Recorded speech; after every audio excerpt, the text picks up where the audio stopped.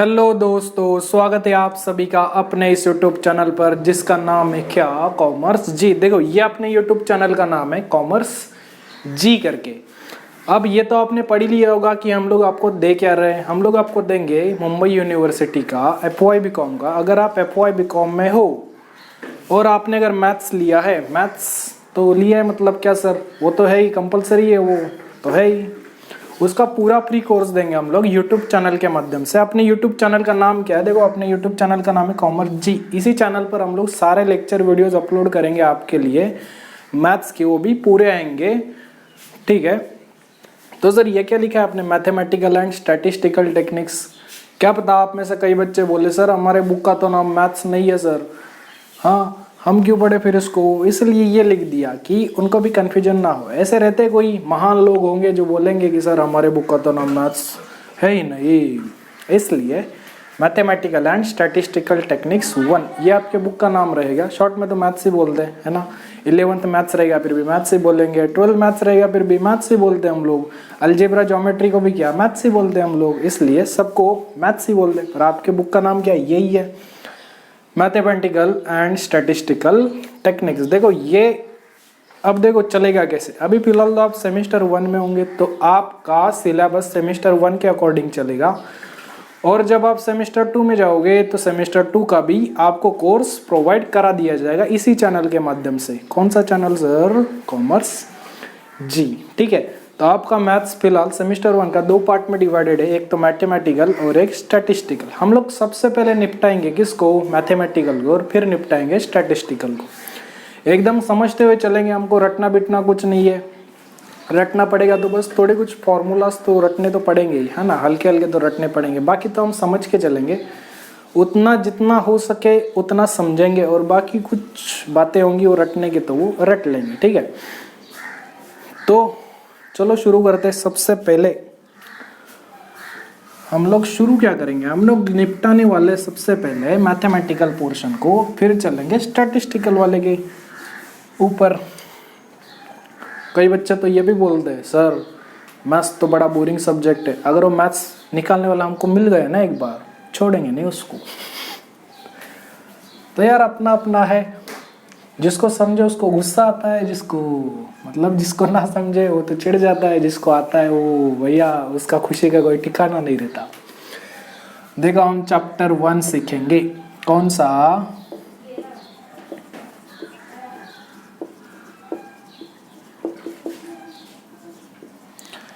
Shares and mutual fund. Sir हमने share सीखा था सर। शेयर 2 होते हैं, एक इक्विटी शेयर होता है, एक प्रेफरेंस शेयर होता है। बिल्कुल 2 शेयर होते हैं, एक इक्विटी शेयर्स है, एक प्रेफरेंस शेयर्स। अभी कुछ आपको थोड़े और कॉन्सेप्ट भी सीखने पड़ेंगे, जैसे बोनस शेयर क्या होता है, क्या पता आप में से कईयों को पता हो बोनस शेयर क्या होता है। फिर एक राइट शेयर्स होता है, वो भी मैं बताऊंगा, नहीं पता तो सब बताऊंगा। अभी सबसे पहले क्या करेंगे, देखो मैथ सीखने से पहले हमको ये जान लेना चाहिए कि उस टॉपिक के बारे में थोड़ा कुछ जान लेना चाहिए, ताकि जैसे हम कुछ मान लो फॉर्मूलाज भूल भी गए तो अपना दिमाग लगा के थोड़ा बहुत कुछ हम लोग सॉल्व कर सकते हैं। इसलिए सबसे पहले कि उसका फाउंडेशन मजबूत कर लो, फिर जाके वो अच्छे से समझेगा कि है क्या, कैसे है, क्यों है। सबसे पहले हम लोग कॉन्सेप्ट क्लियर करेंगे, फिर चलेंगे अपने प्रैक्टिकल क्वेश्चंस की ओर। तो चलो सीखते हैं। सबसे पहले शेयर्स क्या होता है। देखो शेयर्स आपने ये सीखा रहेगा कि shares is the smallest unit of share capital, या share is the smallest part of share capital. ये तो डेफिनेशन हो गई, पर उसका मतलब क्या है वो किसी को नहीं पता। मतलब पता भी होगा, जो मतलब समझ के सीखता रहेगा उसको पता रहेगा। बाकी हम तो 11-12 में यही सीखते हैं, share is the smallest part of share capital. Share capital का छोटा सा टुकड़ा होता है वो शेयर होता है, पर वो होता है, पर कैसे होता है देखो आज मैं बता दूं आपको। देखो ये कंपनी है, ये घर नहीं है, ये कंपनी है, ठीक है। कोई भी नई कंपनी जब ओपन होती है तो क्या करती है, अपने शेयर्स इशू करती है। शेयर्स मतलब क्या, देखो शेयर ज्यादा कोई बड़ी बात नहीं। शेयर्स मतलब कागज का टुकड़ा रहेगा, उस पर लिखा रहता है शेयर्स। और अगर वो इक्विटी शेयर बेचता है तो उस पर लिख देंगे इक्विटी शेयर। प्रेफरेंस शेयर बेचेगा तो प्रेफरेंस शेयर। उसकी कीमत होगी कुछ तो, कि ये 10 रुपए का एक शेयर होगा, या 20 रुपए का होगा, या 100 रुपए का होगा, या 150 का होगा, जो भी रहेगा उसकी जो भी कीमत चली रहेगी। एक तो वो क्या करेंगे, फेस वैल्यू पर बेच। फेस वैल्यू मतलब क्या, फेस वैल्यू मतलब जो कंपनी की वैल्यू कंपनी जो डिसाइड करती है वो फेस वैल्यू होती है, जैसे 10 रुपये या 100 रुपये, ये दो ही रहती है मोस्ट ऑफ फेस वैल्यू, एक तो 10 रहेगी या तो 100 रहेगी, उसके अलावा कुछ नहीं रहती। और एक होती है मार्केट वैल्यू। मार्केट वैल्यू मतलब क्या, क्या पता कंपनी चले, उसका अच्छा नाम हो गया मार्केट में तो क्या शेयर की कीमत बढ़ती है कि नहीं बढ़ती, बढ़ती है सर। तो क्या वो अपनी कीमत बढ़ाएगा कि नहीं बढ़ाएगा अपने शेयर की, बढ़ाएगा सर। और अगर मार्केट में नाम खराब हो गया तो कम कर देगा, वो भी देखेंगे अभी आगे। तो फिलहाल के लिए ये जान लो, जो शेयर होता है वो बस एक कागज का टुकड़ा होता है, उस पर लिख देते हैं इक्विटी शेयर है या प्रेफरेंस शेयर है। उसकी कीमत कुछ तो होगी, या तो बोल देगा 10 रुपया या बोल देगा 100 रुपया। ये तो होते हैं दो फेस वैल्यू। या तो क्या पता मार्केट में अच्छा नाम हो तो 15 का बेचे, या क्या पता मार्केट में गंदा नाम हो तो 8 रुपये का बेचे, कुछ भी हो सकता है वो, है ना। आपने ये सीखा रहेगा कि अगर 10 का शेयर 10 में बेचेगा तो इसको बोलते हैं एट पार। पार का मतलब क्या, जितने का है उतने में ही बेचना। फिर अगर मान लो 10 रुपये का शेयर अगर 12 में बेचे, 12 में 11 में या 15 में, मतलब जितना है उससे ज्यादा में बेचे, तो उसको बोलेंगे हम लोग प्रीमियम। प्रीमियम मतलब क्या, वो आपने सुना रहेगा ना, प्रीमियम क्वालिटी का राइस, मतलब क्या अच्छे क्वालिटी का। अच्छे क्वालिटी का रहेगा तो क्या कीमत ज़्यादा होगी कि कम होगी कि उतनी होगी, सर प्रीमियम क्वालिटी का रहेगा तो ज़्यादा होगा। ये भी बिल्कुल वैसा ही है। और अगर 10 रुपये का शेयर इससे कम में बेचे, कम में मतलब क्या, ये 8 रुपये में बेच दे या 9 रुपये में या 7 रुपये में या 6 में बेच दे या 5 रुपये में बेच दे, तो क्या कम में बेचा कि नहीं बेचा, बेचा। तो सर कम को क्या बोलते हैं, डिस्काउंट। कोई आप सामान खरीदने जाते हो मार्केट में, तो 100 रुपये का सामान लिया, 10 रुपये का डिस्काउंट लिया, तो आप क्या उसको 110 रुपये दोगे कि 90 रुपये दोगे। सर क्या बात कर रहे हैं, हम बेवकूफ़ थोड़ी उसको 110 दे दे, हम तो 90 दे के आएंगे। मतलब कम दिए कि नहीं दिए, हाँ सर दिए। तो डिस्काउंट का मतलब क्या, कम देना। तो ये बाकी हम लोग बाद में देखेंगे क्वेश्चंस में कैसे अप्लाई होगा, ठीक है। तो अगर 10 रुपये का शेयर 10 में दिया तो पार बोलेंगे। 10 रुपये का अगर ज़्यादा में बेचा, 12 में बेचा, 15 में, 13 में बेचा, 16 में बेचा, ज़्यादा में बेचा तो प्रीमियम, कम में बेचा तो डिस्काउंट। ये 3 सिंपल कॉन्सेप्ट्स थे। तो ये लिख लो, वीडियो पॉज करके मैं मिटा दूँ, ठीक है। तो हम लोग मान लेते हैं कि 10 रुपये का एक शेयर बेच रहा है वो, तो खरीदने वाला कौन रहेगा, कोई भी खरीद सकता है, बैंक भी खरीद सकती है, आप भी खरीद सकते हो, आम आदमी भी खरीद सकता है। तो मान लेते हैं ये आदमी थे आम आदमी, शेयर्स खरीदने आए, तो एक शेयर कितने का पड़ा, 10। तो ये बोला कि मेरे को भाई 1000 शेयर्स चाहिए। अब 1000 शेयर्स लेगा, एक शेयर की कीमत क्या थी सर, 10 रुपये दी, तो 1000 रुपये की कितनी होगी सर, इंटू कर देगा। तो हम क्या करेंगे, इंटू 10 कर देंगे, तो कितना आएगा ये। आपको कैलसीज अलाउड होंगे ना, या तो ओरली कर लो, कैलसी पे कर लो। ओरली करोगे तो अच्छा है, थोड़ा दिमाग चलेगा। कैलसी पे करोगे तो वो तो आपके ऊपर डिपेंड करता है, जैसे करो कर लो, ठीक है। पर कैलसी यूज करना पेपर में क्यों, क्योंकि पेपर में टेंशन होता है, टेंशन में कैलकुलेशन गड़बड़ा जा सकती है, इसलिए कैलकुलेटर का यूज करो, पर उतना मत करो, जहाँ चाहिए वही यूज करो। ऐसे आलतू फालतू कैलकुलेशन में मत करो। कई बच्चे तो मैंने ऐसे भी देखे 2 × 2 कैलसी पे करते हैं। बताओ क्या जमाना आ गया।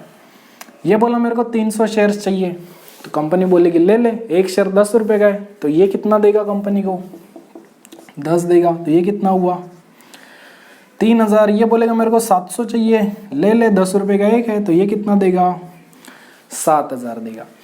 तो कंपनी को मिला कितना, देखो 10,000 इसने दिए, 3 इसने दिए, 7 इसने दिए, तो कितना मिला 20,000 मिल गए। इस 20,000 ये तो पैसे मिले ना उसको, ये तो रुपीज मिले लोगों से, तो इसको क्या बोलते हैं हम लोग, शेयर कैपिटल बोलते हैं।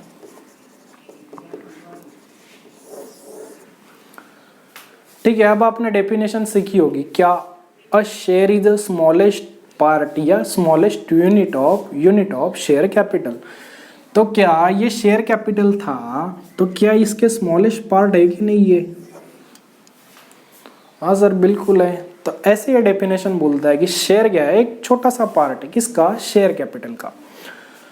तो अगर आपको बोले कि शेयर कैपिटल मतलब क्या, शेयर कैपिटल मतलब आप क्या बोलोगे, एक कंपनी शेयर बेच के जितना पैसा कमाती है उसको क्या बोलते हैं, शेयर कैपिटल बोलते हैं। जो कंपनी कागज के टुकड़ों में बेचती है उसको क्या बोलते हैं, शेयर्स बोलते हैं। उस शेयर की कुछ तो कीमत होती है, 10 रुपए का बेचे, 20 रुपए का बेचे, जैसे कंपनी की रेपुटेशन होगी, गुडविल होगी मार्केट में, उस हिसाब से वो रेट डिसाइड कर देगा उसका।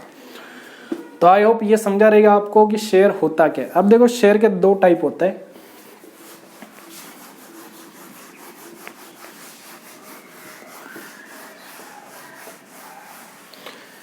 देखो आपने अब ये सीखा रहेगा, इक्विटी शेयर होता है एक, और एक होता है क्या, प्रेफरेंस शेयर्स।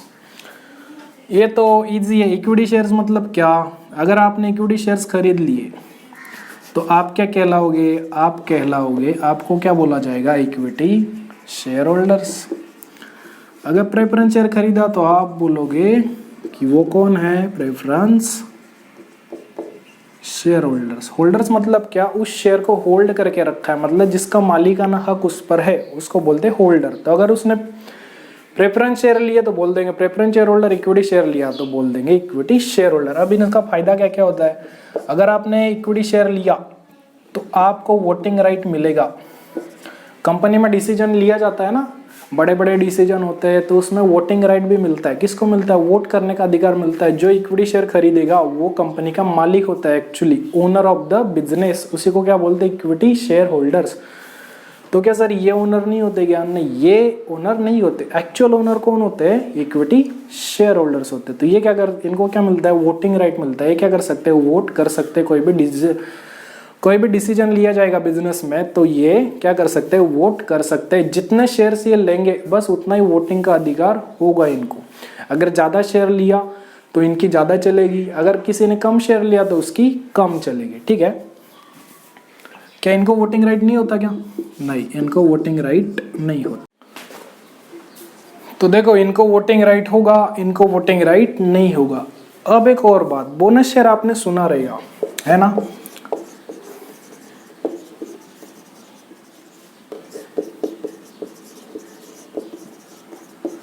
बोनस शेयर आपने ये सीखा रहेगा 12th में, क्या पता किसी ने सीखा रहेगा किसी ने नहीं सीखा रहेगा, तो अभी सीख लो। बोनस शेयर क्या होता है, बोनस शेयर ऐसा शेयर होता है जो फ्री में दिया जाता है, किसको, इक्विटी शेयर होल्डर्स वाले को। तो क्या सर इसको नहीं मिलता क्या,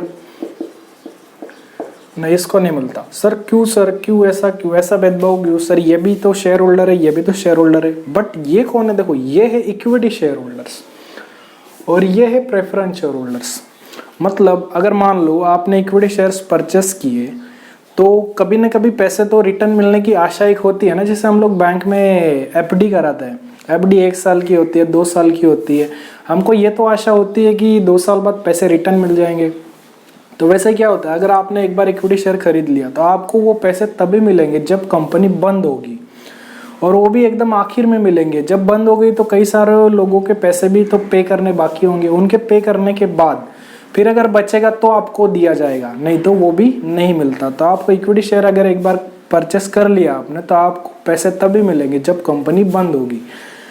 पर प्रेफरेंस शेयर वालों को ऐसा नहीं रहता। अगर इनका कैसा रहता है, कंपनी जब प्रेफरेंस शेयर इशू करती है तभी बता देती है कि ये शेयर 15 साल बाद आपके पैसे रिटर्न मिल जाएंगे, या 10 साल बाद मिल जाएंगे, 20 साल बाद मिल जाएंगे, तो इनको पैसे रिटर्न मिल जाते हैं। तो क्या इनके पैसे अटक गए कि नहीं अटक गए, जब तक कंपनी चलेगी तब तक इनके पैसे वापस नहीं मिलने वाले। तो क्या इनको खुश करने के लिए कुछ तो करना चाहिए कि नहीं करना चाहिए, हाँ सर करना चाहिए। इसीलिए बोनस शेयर सिर्फ इन्हीं को दिया जाता है, किनको, इक्विटी शेयर होल्डर वालों को, वो भी कैसा, फ्री ऑफ कॉस्ट में।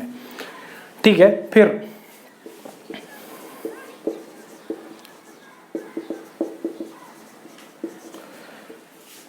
देखो रेट ऑफ डिविडेंड इज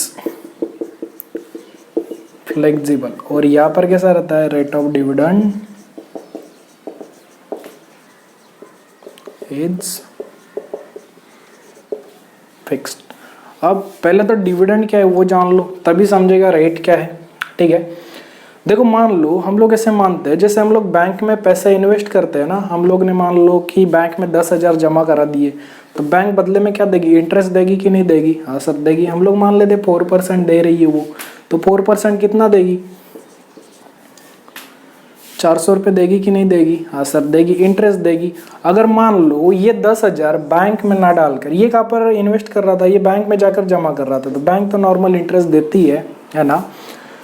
तो मान लो ये 10,000 बैंक में ना देकर ये क्या करे, उसी पैसों के इक्विटी शेयर खरीद ले, प्रेफरेंस शेयर खरीद ले, तो क्या इनको एक आशा रहेगी कि नहीं रहेगी कि अगर मैं बैंक में इन्वेस्ट करता तो बैंक कुछ तो देती थी मुझको, अब शेयर्स में इन्वेस्ट कर रहा हो तो कंपनी ने भी तो कुछ तो देना चाहिए। तो कंपनी भी बोली कि ठीक है हम लोग भी आपको देंगे, हम लोग अगर बैंक 4% दे रही है तो हम आपको क्या पता 2% दे दे, क्या पता 5% दे दे। वो कंपनी के ऊपर डिपेंड करता है कंपनी कितना दे सकती है। अगर बड़ी कंपनी है तो ज़्यादा दे देगी, छोटी है तो कम देगी। तो मान लो ये 10,000 कंपनी में इन्वेस्ट कर दिए, या तो इक्विटी शेयर खरीद लेगा या प्रेफरेंस शेयर खरीद लेगा, तो कंपनी क्या बोलेगी कि ठीक है आप हमारे यहाँ इन्वेस्ट तो कर रहे हो, आप हमारे शेयर्स परचेस कर रहे हो, तो बदले में कुछ आपका भी तो फायदा होना चाहिए। तो कंपनी क्या बोलेगी, ठीक है हम लोग आपको 5% देंगे। तो कंपनी भी देगी कि नहीं देगी? किस पर देगी? इसी तो अमाउंट पर देगी। तो 10,000 पर 5% कितना देगी? 500 रुपये दे देगी। या मान लो 3% बोले तो 300 दे देगी, 2% 200 रुपये दे देगी, कुछ तो देगी। तो उसी को क्या बोलेंगे हम लोग, डिविडेंड बोलेंगे। अगर देखो नॉर्मल है, अगर पैसे आप बैंक में इन्वेस्ट करते हो तो बैंक जो कुछ देते हो उसको इंटरेस्ट बोलते हैं। वही अगर आप बैंक में इन्वेस्ट ना करके उन्हीं पैसों के शेयर्स खरीद लो, कंपनी में वो पैसे इन्वेस्ट कर दो, तो कंपनी भी बदले में इंटरेस्ट ही देगी। बस उसको इंटरेस्ट ना बोलकर हम लोग बोलेंगे डिविडेंड। तो ये समझा रहेगा आपको डिविडेंड होता क्या है। कंपनी में अगर पैसे इन्वेस्ट कर दिए, शेयर्स खरीदे, तो कंपनी कुछ तो देगी बदले में, आपको रिटर्न में कुछ तो देगी, उसी को क्या बोलते हैं, डिविडेंड बोलते हैं। अब देखो होता क्या है, जो रेट रहता है ना ये जो 5% है ये फ्लेक्सिबल होता है यहाँ पर। अब फ्लेक्सिबल मतलब क्या, जो समय समय पर बदलता रहता है। और फिक्स का मतलब क्या, यहाँ पर डिविडेंड फिक्स होता है। फिक्स मतलब एक बार 5% बोल दिया तो 5% ही मिलेगा। तो भले ही कंपनी लॉस में जाए या प्रॉफिट में जाए, उससे इनको कोई मतलब नहीं है। पर यह ऐसा नहीं है, या अगर प्रॉफिट होगा तो ही इनको डिविडेंड दिया जाएगा, या अगर लॉस हो गया तो ये डिविडेंड की आशा कर नहीं सकते। क्यों? क्योंकि ये तो मालिक है ना। एक्चुअल ओनर्स कौन होते हैं कंपनी के? इक्विटी शेयर होल्डर्स होते हैं। ओनर कैसे सोचता है?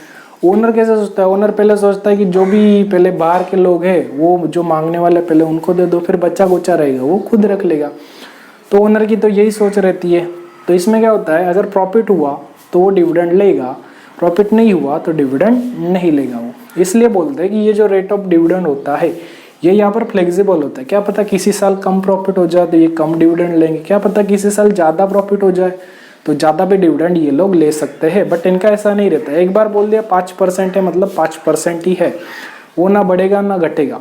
हाँ, प्रेफरेंस शेयर में भी बहुत सारे प्रेफरेंस शेयर होते हैं, ऐसा नहीं कि एक ही प्रेफरेंस शेयर होता है। प्रेफरेंस शेयर में भी बहुत सारे टाइप्स होते हैं। जैसे मैं बताऊँ आपको, एक तो होता है क्यूमुलेटिव प्रेफरेंस शेयर्स, आपके बुक में रहेगा वो देख लेना। मैं बस मतलब बता देता हूँ आपको। क्यूमुलेटिव प्रेफरेंस शेयर क्या होता है, देखो क्यूमुलेटिव प्रेफरेंस शेयर ऐसा शेयर होता है कि मान लो किसी साल कंपनी को लॉस हो गया, तो मान लो उसके पास पैसे ना रहे इनको देने के लिए। देखो देना तो है ही, इनको डिविडेंड तो देना पड़ेगा।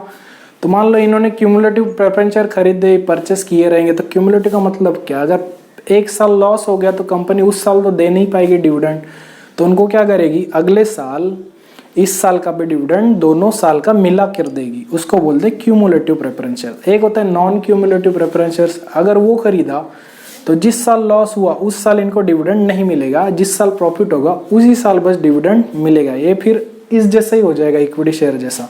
अगर प्रॉफिट हुआ तो डिविडेंड मिलेगा, प्रॉफिट नहीं हुआ तो नहीं मिलेगा। तो क्यूमुलेटिव का मतलब क्या, अगर प्रॉफिट हुआ तो मिलेगा, लॉस हुआ तो उस साल नहीं मिलेगा, वो अगले साल मिलेगा। बट इस साल का भी अगले साल जोड़ कर देंगे वो। नॉन क्यूमुलेटिव में जिस साल लॉस होगा उस साल का नहीं मिलेगा, जिस साल प्रॉफिट होगा बस उसी साल का मिलेगा। फिर और एक होता है पार्टिसिपेटिंग प्रेफरेंस शेयर्स, एक होता है नॉन पार्टिसिपेटिंग प्रेफरेंस शेयर्स। अब पार्टिसिपेटिंग क्या होता है, पार्टिसिपेटिंग मतलब क्या, इनको डिविडेंड दे दिया, मान लो बहुत ज़्यादा प्रॉफिट हो गया कंपनी को, तो क्या करेगी, इनको डिविडेंड दे देगी। हाँ सर दे देगी, इनको भी दे देगी क्योंकि ज़्यादा है ना प्रॉफिट, दे देगी।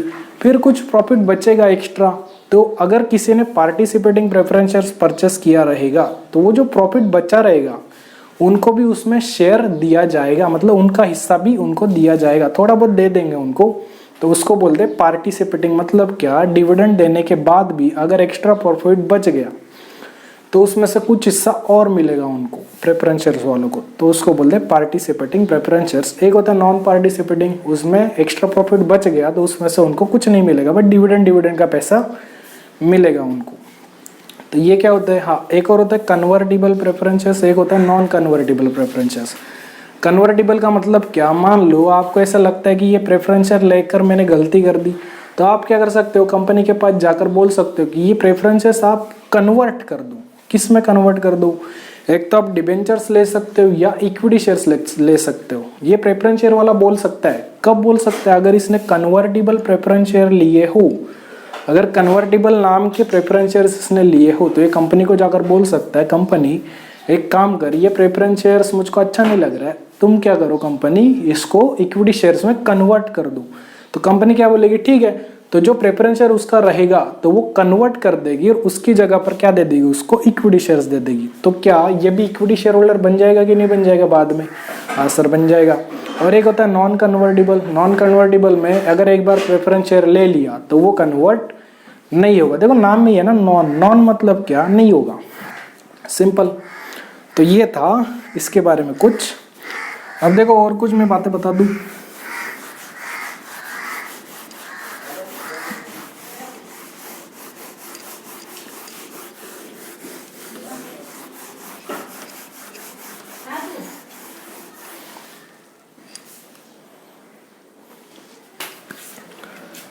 देखो बोनस शेयर तो मैंने बता दिया आपको, बस एक राइट शेयर्स और कुछ और है वो देख लो बस। देखो राइट शेयर्स क्या होता है, मान लो कंपनी स्टार्ट हुई थी तो उसने शेयर्स इशू किए थे स्टार्टिंग में, क्या ऐसा हो सकता है कि बाद में 10 साल 15 साल बाद या 2 साल बाद 3 साल बाद, मतलब जब कंपनी शुरू हुई तो फिर 3 साल बाद कंपनी को ऐसा लगा कि हमको अभी और शेयर इशू करने चाहिए, हो सकता है सर, कुछ भी हो सकता है, क्या पता पैसों की जरूरत हो कंपनी को तो शेयर्स इशू कर सकती है। राइट शेयर का मतलब क्या, अगर मान लो कंपनी ने 3 साल बाद नए शेयर्स इशू किए तो वो क्या करेगी, पहले अपने पुराने जो शेयर होल्डर रहेंगे, जो पुराने रहेंगे ना जिन्होंने शेयर्स खरीदे रहेंगे उनसे, उन शेयर होल्डर को क्या बोलेगी, पहले देखो ऐसा है कि हम लोग शेयर्स इशू कर रहे हैं, हम लोग शेयर दूसरों को देने के बजाय हम लोग आपको ही बोल रहे हैं कि आप अगर इंटरेस्टेड हो तो क्या कर लो, ये शेयर्स परचेस कर लो। मतलब पुराने शेयर होल्डर को ही ये लोग क्या करते हैं, ऑफर देते हैं कि नए शेयर्स इशू हो रहे हैं, आपको चाहिए तो ले लो। तो अगर किसी को चाहिए रहेंगे तो वो ले लेगा, अगर किसी को नहीं चाहिए तो फिर क्या करेगी कंपनी, पब्लिक में बेच देगी। तो इसको क्या बोलते हैं, राइट शेयर। राइट शेयर मतलब क्या, जो पुराने शेयर होल्डर्स थे उनको एक राइट देना, एक हक देना कि आप क्या कर लो, आपको चाहिए तो पहले आप खरीद लो, थोड़ा सस्ते में भी दे देंगे, और अगर आपको नहीं चाहिए तो क्या करेंगे हम लोग, पब्लिक में इशू कर देंगे। तो उसको क्या बोलते हैं, राइट शेयर्स। मतलब पुराने शेयर होल्डर को ऑफर देना कि चाहिए तो ले लो, नहीं चाहिए तो वो क्या करेंगे, पब्लिक में इशू कर देंगे। फिर एक होता है, देखो वैसे तो ये तो सीखे ही रहोगे आप,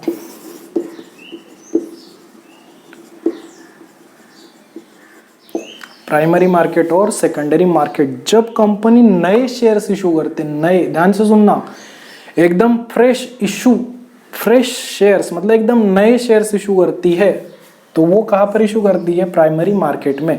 अगर नया शेयर्स इशू किया तो उसको क्या बोलते हैं, आईपीओ। आपने ये सुना रहेगा ना, इनिशियल पब्लिक ऑफर। इनिशियल मतलब क्या, स्टार्टिंग में किसको, पब्लिक को ऑफर देना। मतलब नए शेयर इशू करेंगे तो पब्लिक को तो बताएगी कि चाहिए तो ले लो, है ना। और फिर होता है सेकेंडरी मार्केट। प्राइमरी मार्केट समझ गया रहेगा, प्राइमरी मार्केट में जो नए शेयर्स इशू किए जाते हैं उसको क्या बोलते हैं, मतलब जो शेयर्स नए होते एकदम वो इशू किए जाते हैं जिस मार्केट में, उसको बोलते हैं प्राइमरी मार्केट। और एक होता है सेकेंडरी मार्केट, इसमें फिर ये आता है एफपीओ।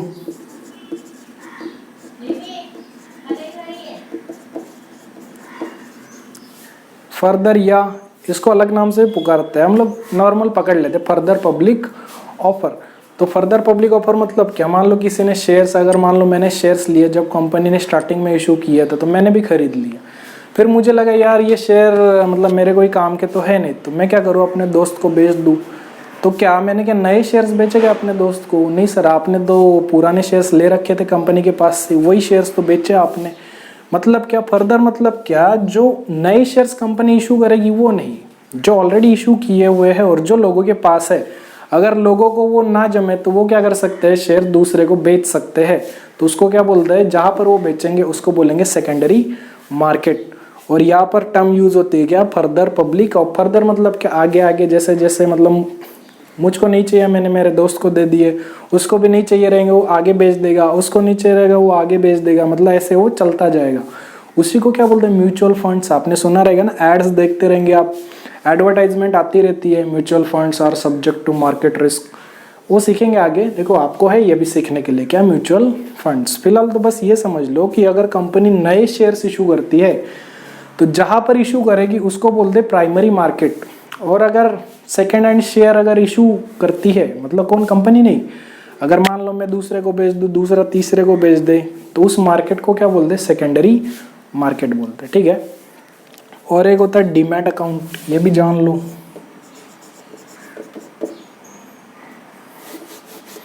तो पहले मिटा दूं मैं।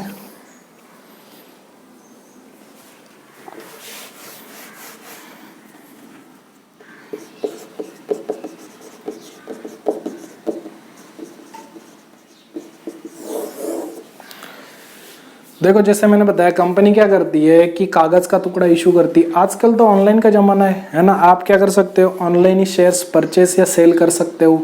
हाँ सर, तो क्या ऑनलाइन में क्या पेपर की जरूरत होती है क्या? नहीं सर, ऐसे प्रिंट विंट की कोई जरूरत नहीं होती, कागज का टुकड़ा दे ही नहीं सकती, क्योंकि ऑनलाइन परचेस कर रहे हैं, ऑनलाइन बाय कर रहे हैं, ऑनलाइन सेल कर रहे हैं हम लोग। तो उसी ऑनलाइन को क्या बोलते हैं हम लोग, डीमैट अकाउंट। अब ऑनलाइन होता कैसा है, अगर आपको शेयर्स परचेस या सेल करने हैं ऑनलाइन, तो आपको क्या करना पड़ेगा, पहले बैंक में जाकर एक डीमैट अकाउंट खुलाना पड़ेगा। एक डीमैट अकाउंट आप ओपन करोगे, उसके बाद क्या कर सकते हो, आप उस अकाउंट के थ्रू शेयर्स परचेस या सेल कर सकते हो। तो उसको बोलते हैं क्या, डीमैट अकाउंट बोलते हैं, ठीक है। तो ये तो था थेरी बेसिक्स, हमने जान लिया कि बेसिक्स क्या थे इसके, है ना। अब अगले लेक्चर से हम लोग देखेंगे इसके प्रैक्टिकल क्वेश्चंस की, प्रैक्टिकल क्वेश्चन कैसे सॉल्व करेंगे, एकदम इजी वे में करेंगे हम लोग, समझ कर करेंगे। जो फॉर्मूले रटने वाले होंगे वो मैं बता दूंगा आपको कि ये रटना है, और जो समझने वाला रहेगा वो तो समझ लेंगे हम लोग, ठीक है। और अपने दोस्तों को भी बताना कि FY BCom का पूरा फ्री कोर्स लॉन्च हम लोग कर रहे हैं। इस पर किस पर सर, कॉमर्स जी नाम से अपना यूट्यूब चैनल है, तो उनके साथ भी शेयर करना। लेक्चर अच्छा लगा तो लाइक कर देना, और कमेंट कर कर ज़रूर बताना कि लेक्चर कैसा लगा, कोई सुझाव हो तो वो भी बताना। हम अपनी तरफ से इम्प्रूव करने की पूरी कोशिश करेंगे। और चैनल को सब्सक्राइब कर लेना, ताकि अगर अगला वीडियो डालूँ तो सबसे पहले नोटिफिकेशन आपको मिल जाए और आप फटाक दे जाके वीडियो देख ले, ठीक है। तो वीडियो लाइक कर देना, शेयर भी कर देना अपने दोस्तों के साथ, सब्सक्राइब कर लेना। और तो फिर मिलता है कल आपसे अगले लेक्चर में, तब तक के लिए देखते रहिए और पढ़ते रहिए घर पे, ठीक है। मिलते कल आपसे। जय हिंद, जय भारत।